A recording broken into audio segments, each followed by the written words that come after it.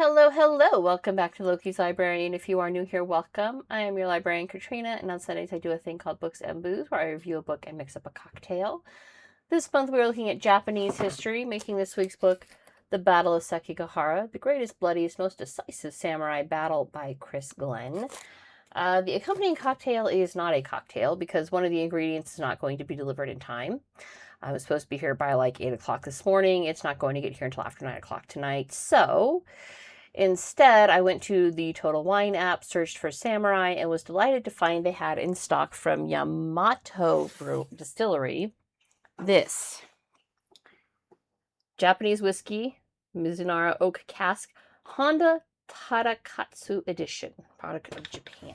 Since Tadakatsu was one of these samurai who fought at Sekigahara, I thought, why not? I checked with the husband, make sure he was okay if I spent $120 on a bottle of whiskey, and here we are. So let's do this.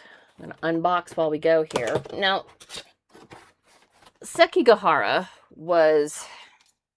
Ooh, I have an installation guide. Check this shit out. Has a informational card here. Honda Tadakatsu was a renowned samurai in the 16th century, had a long and distinguished career, participating in numerous battles without ever sustaining a significant wound. I think the book actually says he had like 57 or 58 battles without any wounds.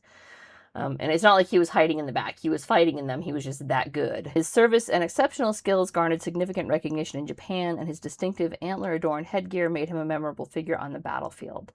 Honda's notoriety earned him several nicknames, including the warrior who surpasses death itself and the samurai among samurai. This whiskey edition was released in his honor. Please drink responsibly, warrior. Kanpai, product of Japan.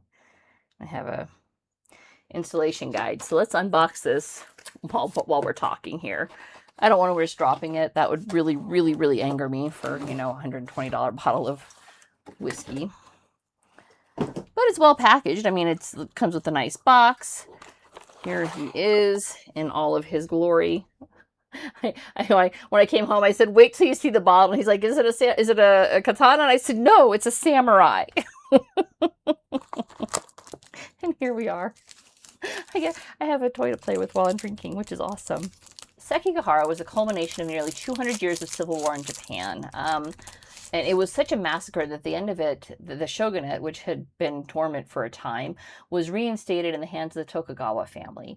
Initially under the patriarch and leader of the eastern forces, Tokugawa Ieyasu, and then inherited into the Tokugawa family for the next 260 years, a period of time which is known as the Edo period, which is the city that Ieyasu made his capital. It's modern-day Tokyo. It's no longer Edo, it's now Tokyo. Now, while the American Civil War is well known for being North versus South, right? Lots of movies about that, books about that, etc. In Japan, it was East versus West. In the West, the forces were led by Ishida Mitsunari and had approximately 83,000 soldiers. The cause of this most violent of civil wars at the turn of the 16th century is the death of Toyotomi Hideyoshi, who on his passing left a council of 5 samurai in charge of his 5-year-old heir, Toyotomi Hideyori. Now, as one might guess, this is just a wild guess, right? Leaving 5 men in charge of 1 child is leaving 4 too many men in charge of 1 child. There was a lot of inner fighting over who is going to be in charge of the Toyotomi heir. Yamato. Boosh. Yeah. Little flag there. And he has a little samurai sword, which does not come out of the... I feel like it should come out of here. I'm not going to risk it. I don't want us breaking it. Okay. And then he goes into... There we go. I feel like this probably is supposed to go under the armor, but whatever. Now I have a samurai set up. He's got his flag. He's got his katana. We're happy. And then I'm going to not water this down. I have my whiskey bullets here, because I feel like if you're going to spend $120 on a bottle of whiskey, you should be able to enjoy the flavor of the whiskey, not have to be watered down by ice cubes. So, I'm pretty sure I have to take his head off to open him up carefully, because this is ceramic, and again, I don't want to break his head. 5 people in charge is 4 people too many. This laid the groundwork for Sekigahara, which Ishida Mitsunari on one side, Takagai Ieyasu leading the approximately 80,000 troops on the Eastern Army. So there's our battle lines, East versus West.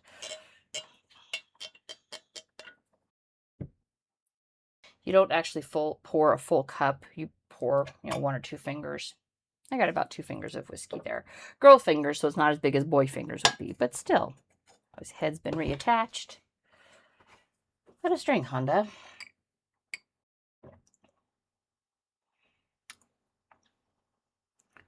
That is good. Holy cow, that's smooth. That's some good stuff. That's some good stuff, Yamato. Yes, Yamato, good stuff. Good stuff. I approve. Both sides, so the East is outnumbered by the West by about 3,000 troops. And it's only approximation. It's not like they were actually doing a head count there. The author did a very good job of recounting which armies for which side had how many troops, but there are a couple that are only estimates, and so we have estimates, right? Both sides, however, were more or less evenly matched by way of arms and armor. Both sides had matchlock rifles and archery squadrons. Both sides had plenty of samurai and foot soldiers. There is some argument to be made that Ieyasu had the advantage in the form of one William Adams, who was a British pilot on the Dutch trading vessel Lifta, which carried on an 18 cannon, 500 matchlocks, 300 chain shot, approximately 5,000 pounds of gunpowder, and 5,000 cannonballs. Adams is going to be the real-life inspiration behind James Clavell's book Shogun, and the main character in that one was John Blackthorne. And it's a very loose retelling of Japanese history from this time period, which culminates in Sekigahara with Toranaga, which is obviously the fictional version of Tokugawa, winning. Now, it has been a while since I read Shogun. I read it in 2004 when I was in Germany. But Glenn says, quote, and this is from the Battle of Sekigahara, quote, Adams, who was then to spend the rest of his life in Japan, was fortunate enough to find a patron in the man who would become shogun and was treated as personal advisor to Ieyasu in a number of matters. Adams would later be awarded a new name, Miura Anjin, and along with it, the 2 swords of a samurai, being made a hatamoto, literally bannerman, a highly ranked and trusted vassal who was allowed direct access to the shogun himself. So whatever he was in England, in Japan, he was honored and treated respectfully. And just a quick aside, the Hulu series based on Clavell's book is absolutely outstanding. If you haven't seen it, I highly recommend it. A lot of it is in spoken Japanese, which I appreciate for the authenticity, but that does mean you're going to have to do subtitles for it. I know some people despise subtitles. It is what it is. I still highly recommend it. The acting is superb. The storyline is brilliant. So I highly recommend the Hulu series. It's been broken into 2 parts, and we are still waiting for part 2. I am hoping it comes out very soon because I've been eagerly awaiting it.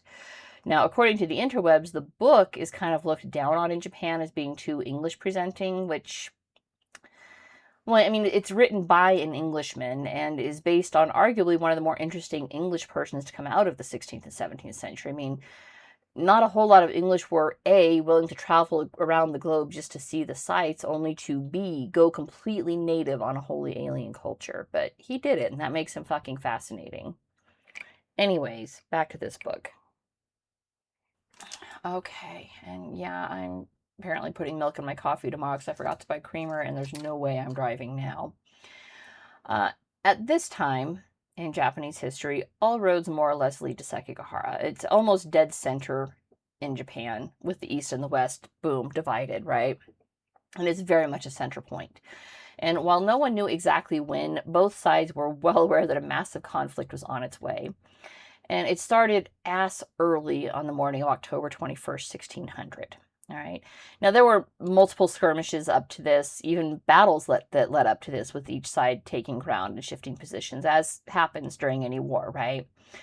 But October 21st, 1600, 1:30 a.m., early, Ishida Mitsunari, who is the leader, again, of the Western forces, left Ogaki Castle, where he had been stationed, and he starts gathering his troops and intelligence and moving towards Sekigahara. Now, around 2 a.m., Tokugawa receives word of Mitsunari being on the move. And believe it or not, this news was late in coming. I mean, yes, Mitsunari was finally on the move. You might think that a half hour is like up to the date in a time when they didn't have, cell phones, computers, telegraphs. It was all done by word of mouth messenger, right? But the Western army the army had been moving into position for like the previous 7 hours, which put Eastern forces at an extreme disadvantage by the time the battle starts, because Western forces were able to take the high ground, which it turns out that only counts in Jedi battles. Mm. That is really smooth. Both armies used matchlock, long spears, bow and arrows, pole arms, including short spears and naginata, and then the sword, the katana. Glenn lists them in that order in the book because that was the order of importance in which they were used on the battlefield. Matchlocks were coming into popularity, but were still very much a pain to use. They required several minutes to reload, and frankly, they lacked in reliability and accuracy. I mean, rifling had not yet been invented. At army denseness of 80,000 people, it doesn't really matter if you fire downrange. You're basically guaranteed to hit something. The problem is that the mist, all right, it had been raining the night before. Everything was wet, all right. Long spear and archery were next in importance because, hey, while the enemy is reloading their matchlocks, you can stab them up close or from far away. The short spears, the naginata, the swords, they were least important, largely because ever since mankind discovered archery, and the thrown spear, frankly, they realized they could kill from a distance, which puts them at much less risk of being killed themselves. And so both sides were like, hey, if I can kill you from back here, I'm going to stand back here and kill you from back here. And good luck, everybody else. Archery is going to be very important in the coming battles because of the rain the night before. And it had rained badly. The ground was all foggy and soggy. Mist was on everything. Water had this heavy impact on whether or not a matchlock would even spark. Now, I know a lot of people aren't actually familiar with how firearms and what the difference is between a matchlock and a modern day M16 is. Quick primer here. Matchlocks start with a cord that's been treated with saltpeter and it just kind of sits there smoldering. When you pull the trigger, the cord drops into the flash pan, which is where the priming powder sits. This flash ignites the priming powder, which sends a bit of fire through a touch hole, which detonates the main powder charge in the barrel, sending your projectile downrange. Too much water in the air can foul up one, any, or all of these steps.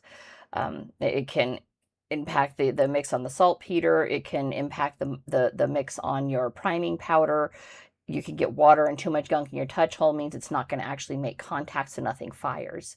All of these are problems with matchlocks. It's one of the reasons that firearms continue to advance until, modern warfare with a contained cartridge bullet. That doesn't exist for another 200 years, though. So 6 a.m., 4.5 hours after Mitsunari heads out, 4 hours after Ieyasu plays catch up on the move, Mitsunari's people are lighting fires to warm themselves up in the misting rain. Now, this causes the smart villages of Sekigahara to flee for even higher ground to the mountains because they're like, okay, shit's going down. I don't want to be here. They ran the hell away. Smart. Smart people get out of the way of conflicting forces, right? Ieyasu sees the fires and warns his men not to get freaked out. He's like, hey, the valley's really small, numbers are going to look even larger than they are, and it's cold out. Of course they have fires. Don't get worried about it. Now, as the mist starts to lift with the rising sun around 7:30 a.m., both armies realize just how close they are, and battle begins. Now, almost immediately, a betting man would have bet on the west as the winner. Eastern forces were pushed back 600 meters. He uses meters, so I Googled this out. That's nearly 2,000 feet, or, since Americans love our quirky units of measurement, 3 football fields. All right, so it was a pretty bad pushback. And so, yeah, if you were a betting man watching this, you're with your villagers fleeing, eating the popcorn, watching the battle, you might have been like, oh, I think the West is going to win. Well, a little soon on that one. Battlefields, especially as artillery is just being introduced, are kind of this push me, pull you back and forth, right? And it goes back and forth for a bit, for a little over, about 45 minutes, all right? By 8:15 a.m., Eastern forces are in place to begin a direct assault on Ishida's front line. By 9 a.m., you've got the Todo and Kyogoku troops from the east have crossed the battlefield to directly engage Otani in the west. Otani, I think he was the one who was called the Leper Lord because he had leprosy. It just is what it is. He was a staunch Westerner. They brought the battle to him, basically. Furuta and Oda armies from the east start running down Konishi troops in the west. And by 10:30, Hondo Tadakatsu crosses the battlefield ahead of Ieyasu's relocation on the field. He's trying to clear the way for the war leader of the eastern troops to swoop in and claim the final victory, basically. And gradually throughout the day, what in the first 15 minutes seems like a rout of Eastern forces by the West turns into a wholesale slaughter of Western forces by the East.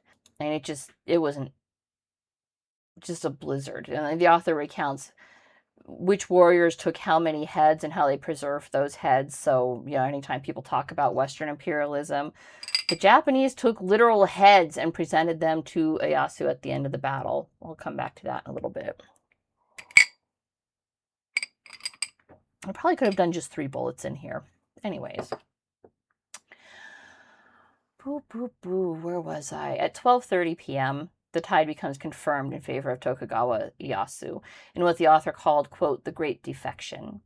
Ieyasu had arranged prior to the beginning of battle to have forces headed by Kobayakawa Hideaki, who were supposed to be allied with Ishida in the West, turn on their Western allies and start fighting on behalf of the East. Now, Kobayakawa's troops were slow to initially enact this plan, but when they did so, it led to even more defections by other Western troops who were like, oh shit, the Kobayakawa are fleeing to the east. We'd better go too, because clearly he knows something. And by 1 p.m., leaders of the Western forces are beginning to commit seppuku, beginning with Otani, the Leper Lord.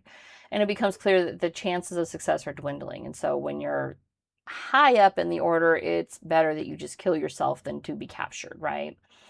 This becomes a challenge. He mentions at least one samurai who had become Christian. Of course, Christian at this point was Catholic because they were the ones who were proselytizing in the East. Suicide, seppuku, doesn't matter the reason for it. Big fat no. You don't do that. And so it became very challenging for him. I think he had one of his retainers kill him, I think. I might be misremembering. Anyways. By 1:30, the remaining Western loyalists are in full flight, and the battle is effectively over by 2 p.m. So it's really 7 hours of sustained battle, 30,000 dead when all is said and done. Now, all of that is obviously a very short summation because this is a book review, not a detailed retelling of history. There are documentaries out there that you can go and watch. You can read this book, which was an outstanding review of it, but I'm not going to go into any further detail on that. Where specific details of a specific engagement are known, Glenn includes them. And Japan had amazing resources for all of this. I mean, primary accounts told by survivors of the battle and those who recounted it after the fact. And Glenn was able to pull from those from reporting. He is Australian, but I know he spent several years in Japan. I feel like he's probably fluent in the language.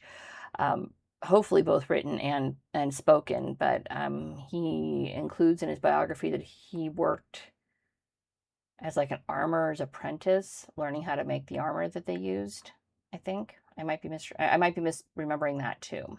Anyways. It's good whiskey. I'm starting to slur my speech and I've had barely half a shot. Anyways, much like American Civil War battles are analyzed in details and well known here in America, Sekigahara is that for Japan. All right, they do reenactments of this battle. The author was their token white guy at one of the battle reenactments. Token whitey. Good for you, buddy. At 2:30, they had a head viewing ceremony. As I mentioned earlier, they took heads. Morbidly fascinating by this. It's literally, that's the section in the chapter, head viewing ceremony, 2:30 p.m. And it's exactly what it sounds like. All the heads that are collected during the battle are presented to the warlord Tokugawa Ieyasu. And I'm sorry if I'm mispronouncing any names here. I don't speak Japanese. I'm just trying to not completely butcher it. But they're presented to the warlord Tokugawa Ieyasu for viewing and commendation and omen reading, which that was interesting. Omen reading, yes. The look on the head's face was used for prognostication, and if a head was known to have a particularly bad look on his face for the foretelling, it might not even be presented during the ceremony. It would just be taken to a Buddhist temple for purification and curse removal, which I feel like that's valid, right? Nobody wants a curse hanging over their new victory, so yeah, I too would take a bad-looking head to a temple for curse removal. Rewards were handed out to Ieyasu's supporters, punishments issued to those who survived from the Western forces, and when the dust had completely settled 3 years later, Tokugawa Ieyasu was named shogun. And it really was remarkable. From a historical perspective, right, the Western forces were the loyalists. They are the ones who are staying true to Toyotomi's vision. Historically, they were the good guys. They had every advantage when the battle started, right? The Eastern forces were outnumbered. They were surrounded. They were the usurpers. They didn't have the high ground morally or physically in this battle, and yet they won. Now, part of this is because Tokugawa was the better general, frankly. He was better able to marshal his forces to get them to all pull in the same direction, unlike Ishida Mitsunari, who just did not get along with people and was unable to lead effectively.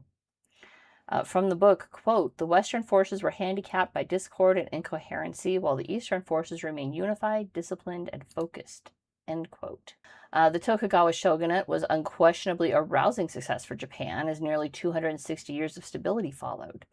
And they became wholly isolationist, leaving or entering Japan was a death sentence. So you were Japanese, man, you stayed there. I mean, William Adams, I don't think he ever saw England again. I don't know that he cared, but there he was, right? They did not want nor need foreigners coming to their shores, and they closed it off. And as a result of that, inside Japan, culture flowered, and it gave rise to several distinctly Japanese traditions, like the kabuki no and bunraku performing arts. Tea ceremony, bonsai cultivation were refined into their own art forms, and the cultural code of Bushido rose up, which I found interesting, given last week's book on the Bushido, right? I think I assume the Bushido code of chivalry came from the Middle Ages, which is approximately 1200, right? 1200 Common Era, because that's more or less when the chivalric codes were created in Europe, right? But Bushido was a creation of the Edo period, aka the Tokugawa shogunate. The book opens with information about Oda Nobunaga and Toyotomi Hideyoshi because these two men laid the foundation for a later peace, which was built upon by the efforts of Tokugawa Ieyasu. And now I know the popular saying goes that history is written by the winners, and there is some truth to that. But it's also true that Ieyasu saw beyond the fragile peace that was left on the shoulders of a 7-year-old boy under a joint protectorate of 5 different traditionally warring and powerful clans, and realized that if this wasn't halted now, Japan was in for another 200 years of brutal civil war. I think he was a man who saw into the future and chose to make the necessary changes to secure a longer peace for his country. Peace isn't built. This is something people misunderstand all the time. We have all these stupid Palestinian protesters out there. Peace isn't built by the hippies and free love people singing, give peace a chance and kumbaya. Peace is built by hard men who are willing to do hard things in violence so that others may live peacefully. 30,000 men died at Sekigahara. Enormous pits were dug as mass graves, which are still being excavated as recently as June of 2024. The absolute only fault I found with Glenn's storytelling was when he was giving a comparative body count, and frankly, I'm not even sure that I can fault him for this, because he's Australian, all right? Outside of America, arguably the most famous American Civil War battle is Gettysburg. So that's the one he used for comparison in his book. The body count at Gettysburg was 7,863 killed over a 3-day battle, which is, of course, absolutely nothing to 30,000 dead at Sekigahara. A more accurate comparison would have been Antietam, which saw almost 23,000 killed in a single day in fighting, which is still dwarfed by the 30,000 body count at Sekigahara, and both are dwarfed by Waterloo, which had a body count of 47,000, which he also included that in the book. So like I said, I don't think I can fault him because I don't think he was trying to be disingenuous. I think it just was an accident of he's not American, so why would he know that Antietam was more violent and bloody than Gettysburg? This book was absolutely riveting. It wasn't a very long book. He included, and God bless him for this because it did make the review much easier. At the very, very end, he included a Sekigahara timeline, which includes, it basically starts 18th of August, 1598, when Toyotomi Hideyoshi dies. Because everything that follows after that is an attempt to gain power and gain control of the Toyotomi heir, because that's who's in charge now, nominally. And then he includes, a who's who of the battlefield. Very helpful. The timeline includes the battle hour by hour.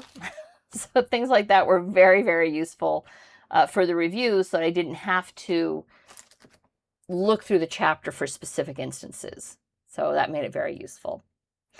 Book was riveting.